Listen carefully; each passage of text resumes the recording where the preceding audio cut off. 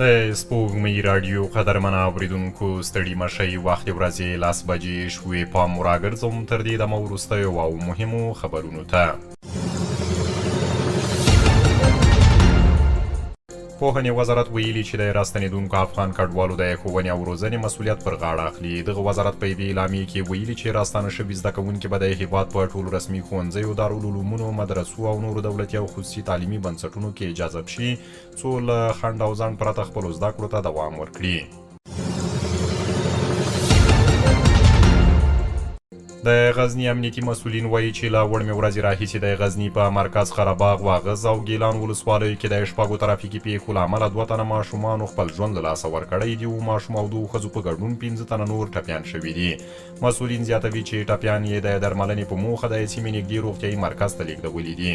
د دغو پیښو لامل د موټر چلوونکو بې احتیاطي ښودل شوې ده.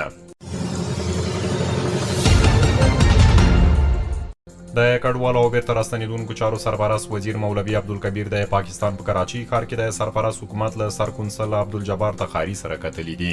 په دې کتنه کې مولوي عبدالکبیر د افغان کډوالو د ستونزو حل برخه کې د افغان ډیپلوماتانو هڅې ستایلي او ویلي دي هڅه کوي چې له اړوندو ادارو سره په همغږۍ به د افغان کډوالو هرې ستونزې ته رسېدنه وکړي. تخاري ویلي چې د پاکستان د کراچۍ ښار له بنخونو 4500 افغانان راخوشي شوي او د افغانانو پر وړاندې د ناسم چلند پیښې کمې شوي دي. د نوموړي په وینا د افغان کډوالو د ستونزو حل په موخه یاد ښار کې ځانګړې کمیټه رامنځته شوې او پر وخت د هیوادوالو ستونزو ته رسېدنه کړې ده. او د اطلاعات او فرهنګ وزارت سرپرست وزیر مولا خیرالله خیرخوا له رسنیو سره په تازه مرکه کې ویلي چې سرپرست حکومت د رسمیت پیژندنې لپاره ټول شرایط برابر کړي دي.